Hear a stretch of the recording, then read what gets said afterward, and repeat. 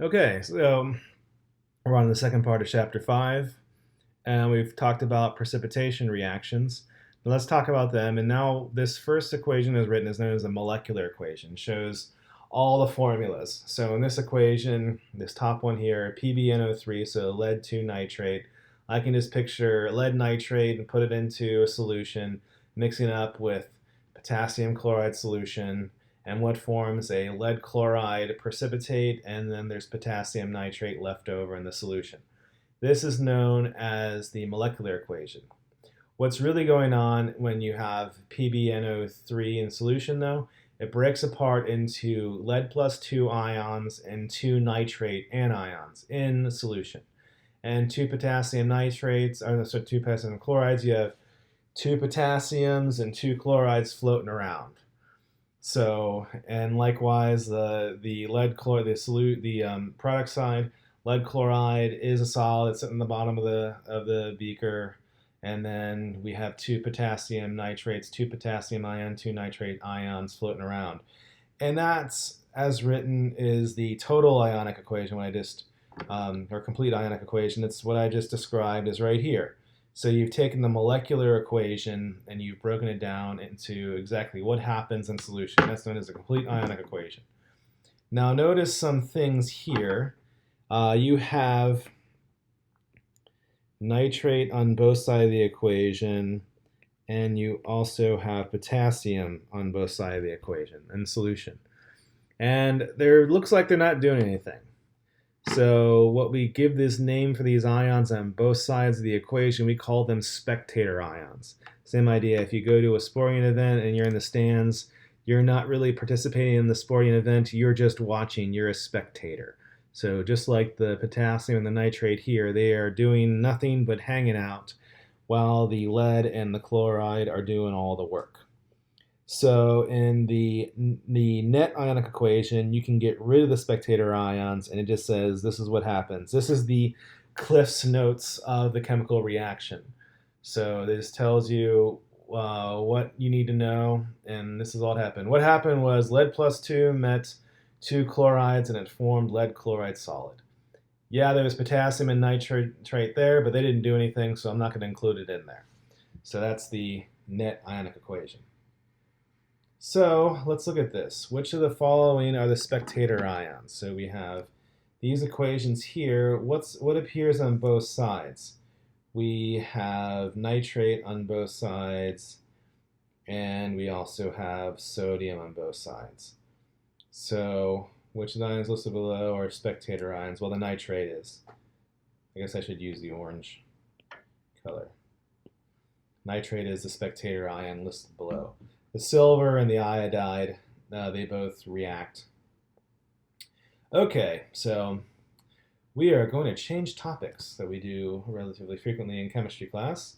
Let's talk about acids and bases. So acids, when you throw them in water, form hydronium ion. Bases, when you throw them in water, form hydroxide ion. We will cover this much. We have a whole chapter that we're going to talk lots and lots about acids and bases later, but we're just going to talk about the very, very basics right now. And here are some common acids. So, and these are all the ones in dark black are strong acids.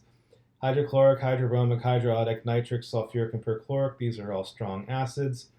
We also have formic, acetic, and hydrofluoric acid. These are all weak acids.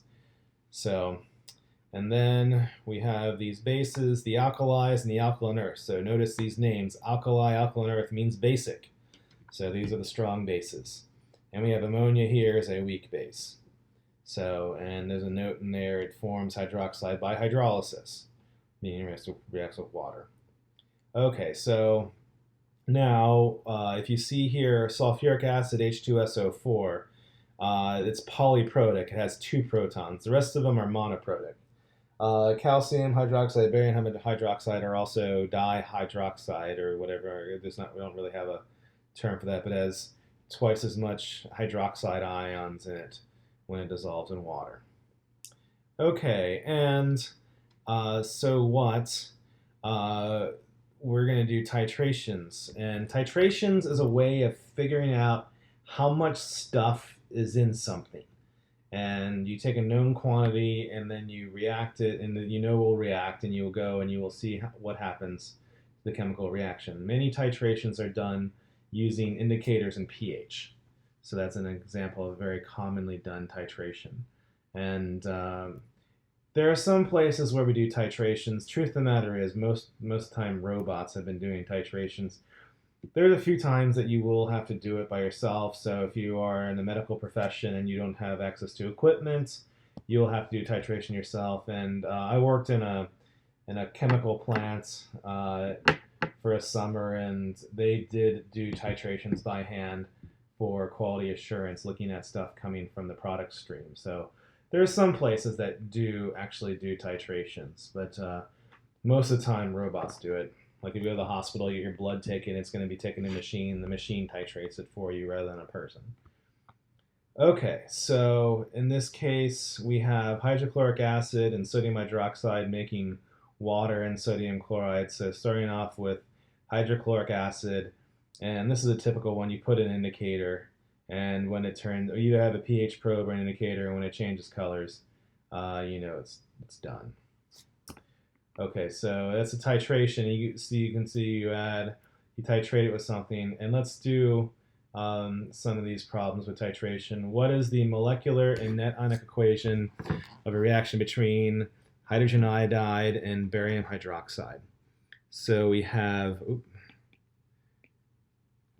hydrogen iodide, and this is going to be aqueous, plus barium hydroxide, also aqueous, is going to react to form barium iodide, and this actually turns out to be aqueous. It's a soluble salt.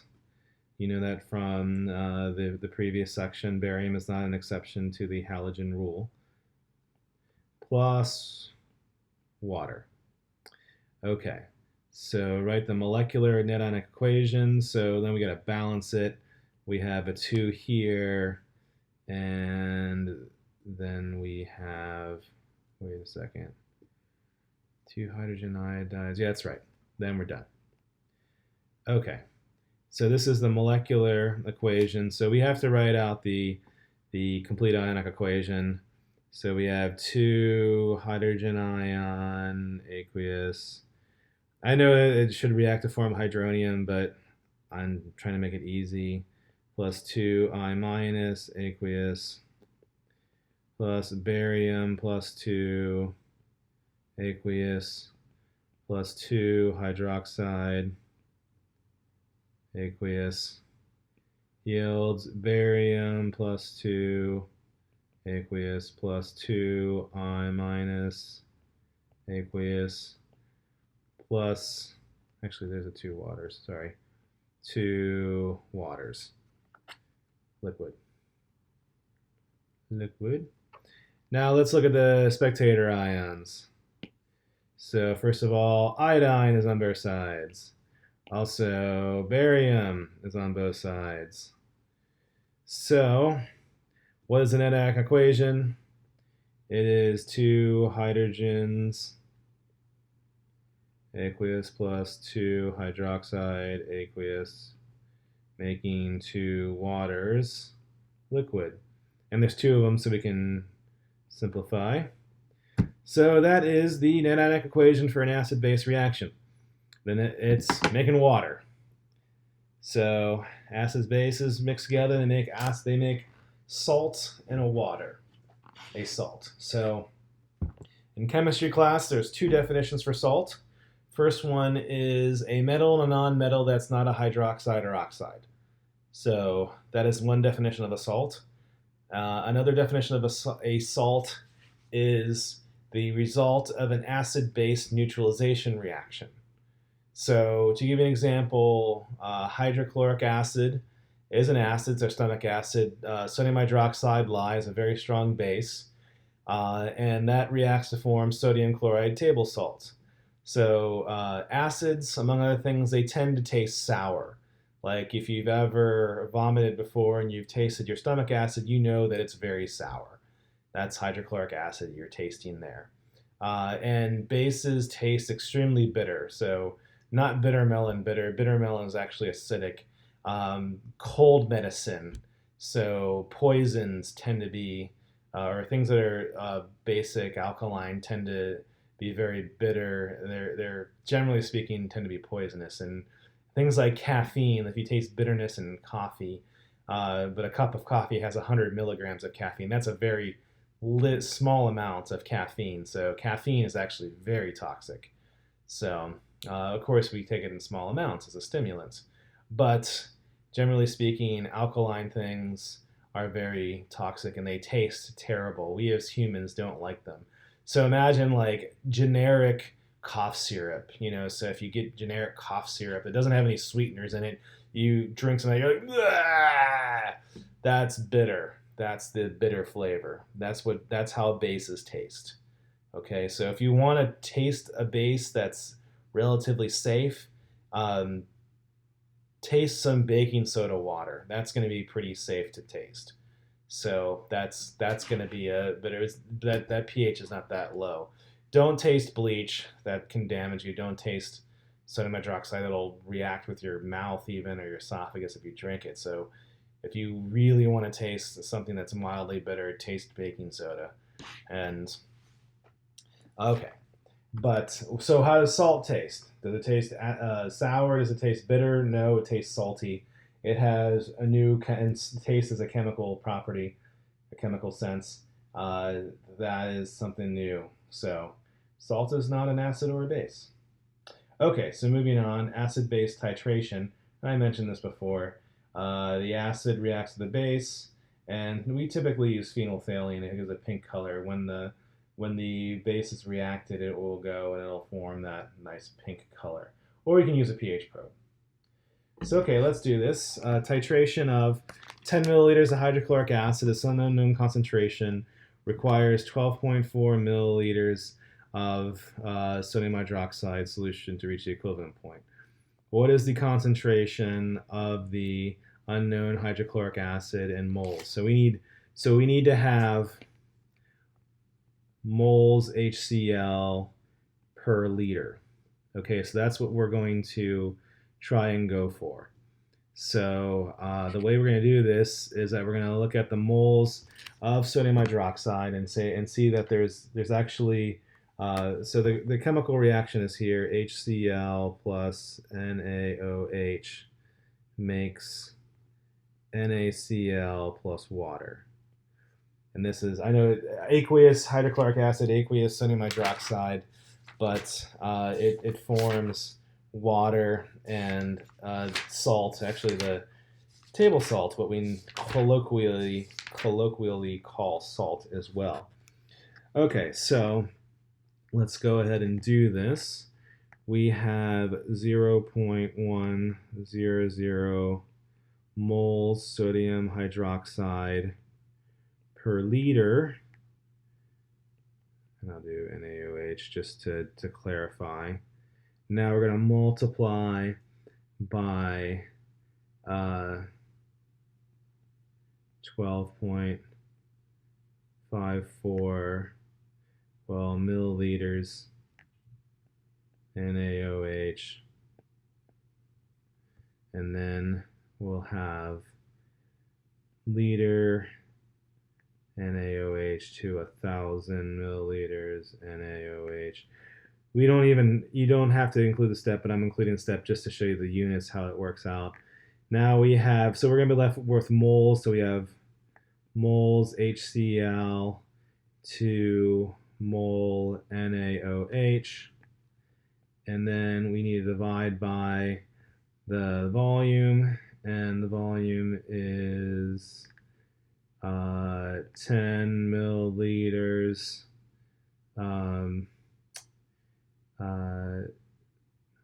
HCl. I should do the whole sig figs. 10.00 milliliters HCl, and then we need to convert to liters. 1,000 milliliters HCl per liter HCl. And our units, it's going to be moles HCl per liter HCl solution, which is molar HCl, right? So that's the units. Okay, and notice here, I said you didn't have to do this. You're dividing by 1,000, you're multiplying by 1,000, so you can actually get rid of that step. And so let's see here. It's going to be, just looking at this, divided by 10, to be 0.01. Also, it's 0.125 molar, right? Yeah. Okay, so you calculate all that out, and this one is easy enough. You don't need your calculator because you're just taking 12.54 divided by 100, and from this you get 0.125 molar HCl. And using 3 sig figs to denote the mole, the 0.1 molar, the 0.100 molar sodium hydroxide.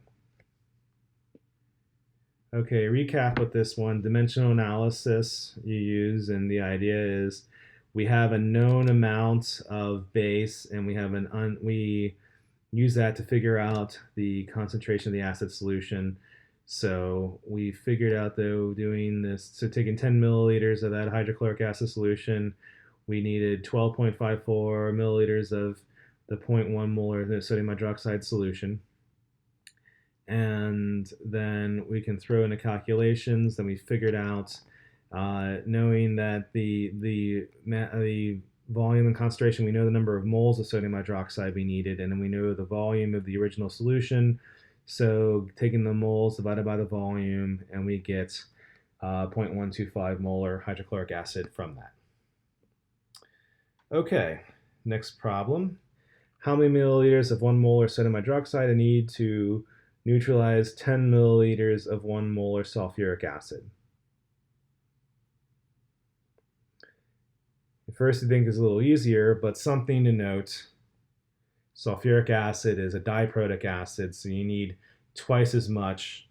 So it's the same concentration, but you need 20 milliliters because it has that second hydrogen there. Okay. So another type of chemical reaction we have are gas evolution. So let's see what we've covered so far. We've covered precipitation. We've covered acid-base neutralization. Now let's talk about gas evolution. So for instance, if you mix hydrochloric acid plus sodium cyanide, this will form sodium chloride and hydrogen cyanide gas. And I can tell you from personal experience, this stuff smells wonderful. I had the curse of the nightmare lab partner one semester, and this lab partner decided to release hydrogen cyanide in the classroom. And luckily it was a small scale amount, so the little bit that I got I was fine, but I was just probably being a little over. The nice thing about cyanide poisoning is if you can get up and walk away, you're fine. If you get sick, you go down hard, and it affects people quickly. But what does cyanide smell like? It smells like roasted almonds. It smells really good. And so if you are somewhere like in a chemistry lab or a big tank farm, and you smell roasted almonds, and you shouldn't smell roasted almonds, then what you're smelling is cyanide, and you should run and start praying as you're running because you may not make it.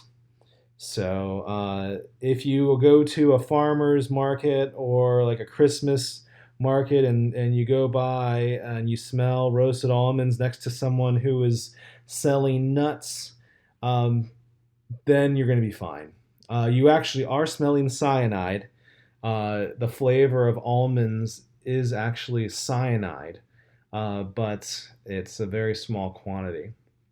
And because if you've ever tasted amaretto liqueur, that's distilled almonds, that tastes different than just regular almonds. Why does it taste different? Because it had the cyanide removed. So it tastes more like a kind of cherry flavor to me, at least. That's my own personal opinion. Okay, so That is, hopefully, maybe that'll save your life one day. The other thing about cyanide, your body gets used to the smell really fast, and it kind of, the sensation will go away. So that's another telltale sign. Telltale sign it's cyanide is if you, oh wow, it really smells like roasted almonds.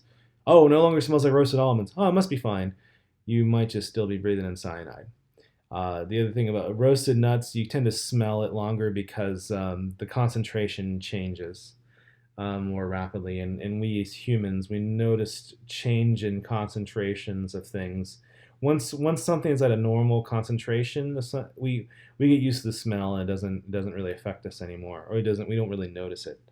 So that's just something about how we perceive smell. Okay, but what other type of reactions are there besides cyanide? Sulfides. So can release hydrogen sulfide gas. Kind of smells like rotten eggs. I went to Yellowstone over the summer, and you can smell lots of hydrogen sulfide. It smells terrible.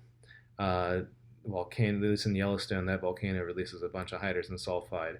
But for instance, an acid plus a sulfide will form hydrogen sulfide gas. Carbonates and bicarbonates form carbon dioxide, so this is the good old vinegar and baking soda volcano reaction.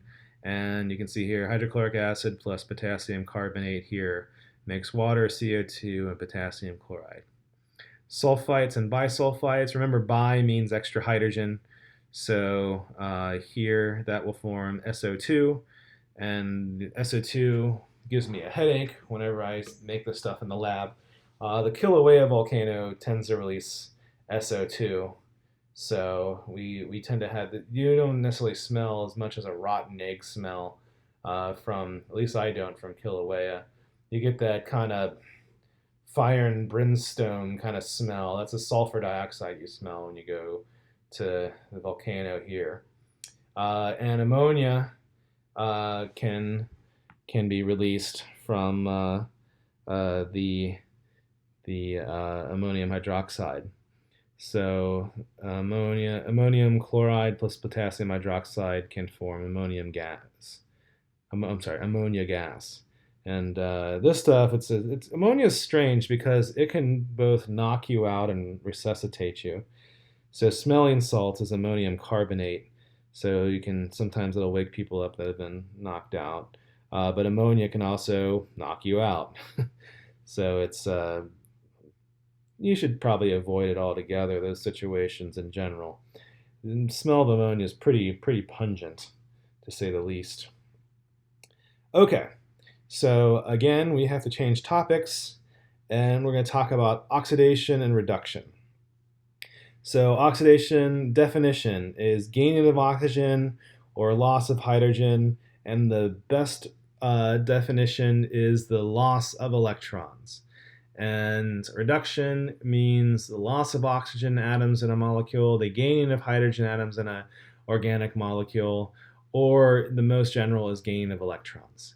So if it makes sense, if something loses electrons, something's going to gain electrons, and if something gains electrons, something's going to lose electrons. So these oxidation reduction happens together, so we call these reactions redox.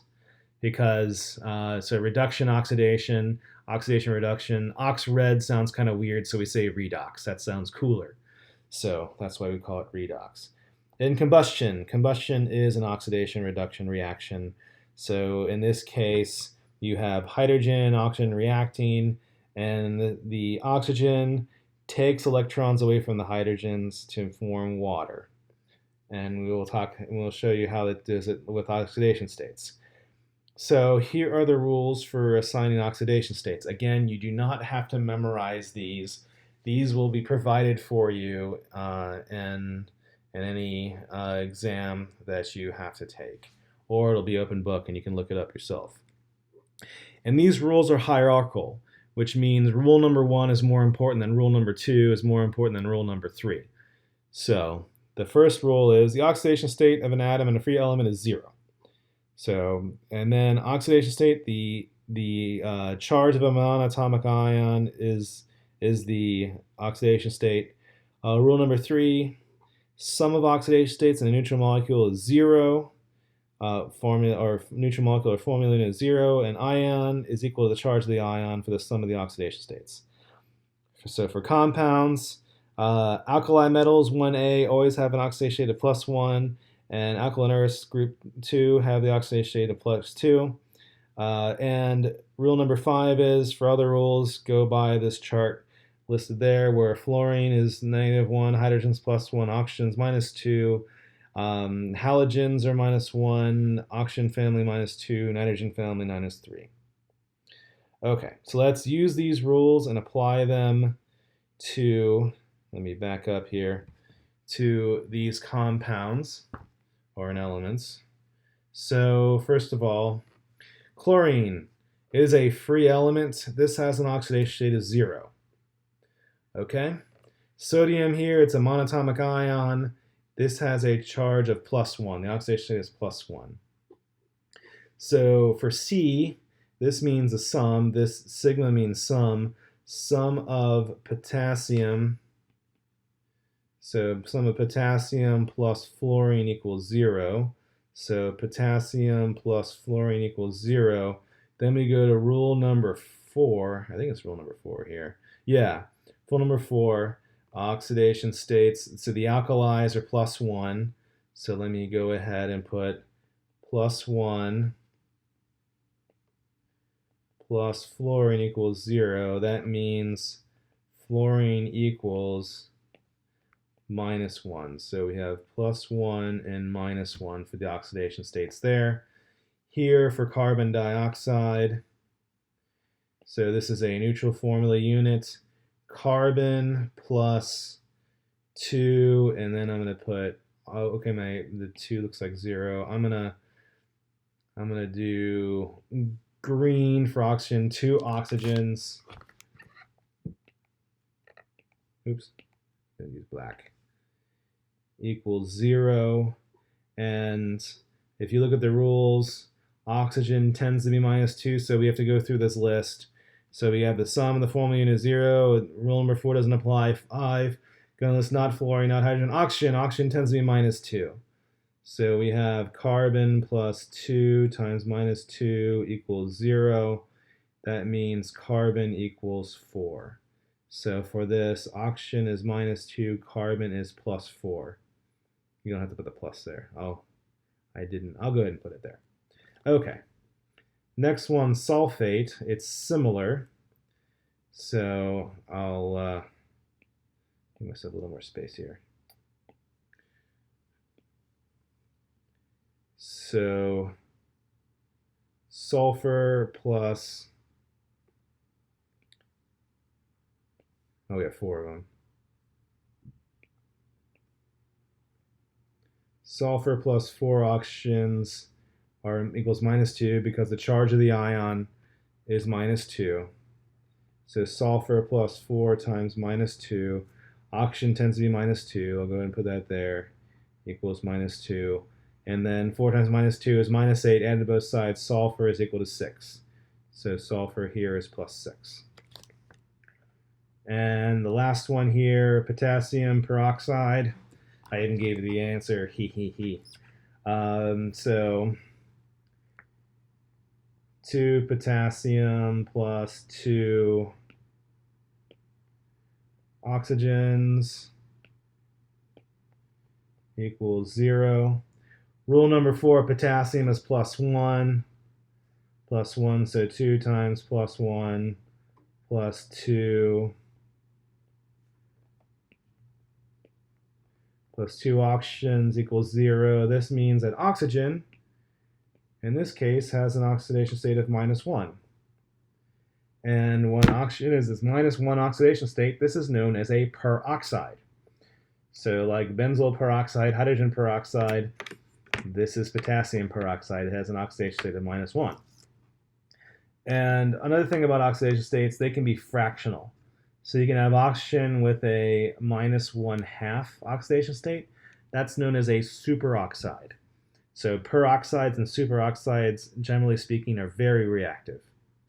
Okay, so I follow the rules here, the hierarchical rules of this chart, and I've applied them to these here as such.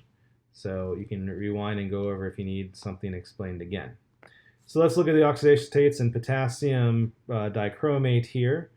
So this means that this is a neutral formula unit, 2 times potassium plus 2 times chromium plus 7. I'm just going to do OX for oxygen. This equals 0. So we start to assign things. We know potassium tends to be plus 1, 2 times plus 1. So this is plus 1 for that, plus 2 chromium plus 7 times minus 2. Oxygen tends to be minus 2 there. And this equals 0. So 7 times minus 2 is minus 14. Plus 2 is minus 12. So 2Cr minus 12 equals 0. Chromium is equal to 6. So this is plus 6. So this is also known as hexavalent. So hexa 6 valent. So, and the plus 6 chromium, this is a carcinogen. So hexavalent chromium is very dangerous. Chromium can also be plus 3. That's also known trivalent. So plus 4, there's no plus 4 for chromium, at least not normally. That's tetravalent and so on. But so the plus 3 is safe. The plus 6 is a carcinogen. So this stuff is pretty bad. Also, potassium dichromate. This stuff is yellow. Okay, so this has like a minion yellow color to it. So it's a very bright yellow, but this stuff is very dangerous. Okay, let's see if you can follow. What is the oxidation state for oxidation number for manganese and potassium permanganate? Let's see if we can figure this out. And here's the answer. So this means potassium plus manganese plus 4 oxygen equals 0. Potassium tends to be plus 1, oxygen tends to be minus 2. So this is plus 1, this is minus 2.